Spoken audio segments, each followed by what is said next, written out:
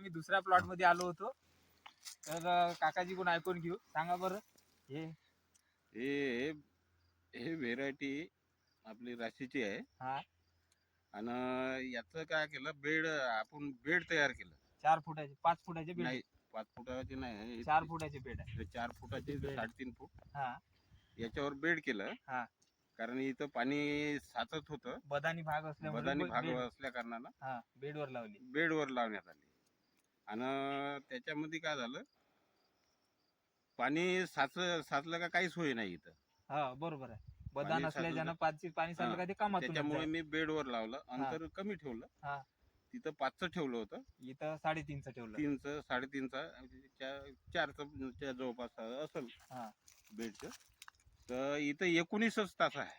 त्या पूर्ण प्लॉट मध्ये 19 तास आहे. 19 तास लंबन आहे. असल्याच्यानं. लंबन. हा तर याच्यामध्ये आम्ही काय केलं, याचे शेंडे नाही खुलले, हा याला सरळ वाढू दिली आहे. हा, सरळ वाढू दिले. हा. तर इथं एका तासाला 1 क्विंटल कापूस झाला मला. पहा शेतकरी मित्रांनो, एका तासाले 1 क्विंटल म्हणताय काकाजी. म्हणजे 19 19 तासाले 19 क्विंटल माल निघला. अजून हे जो माल दिसत आहे हा आता बोनस आहे. बोनस आहे. फक्त फायदा एवढाच झाला का बेड केले. आता आपल्या जमिनीची आपल्याला हे पाहून, कंडिशन पाहून आपल्याला नियोजन करायला लागतं. नियोजन करावं लागतं. तेव्हाच उत्पन्न घेता येईल. घेता येते. धन्यवाद.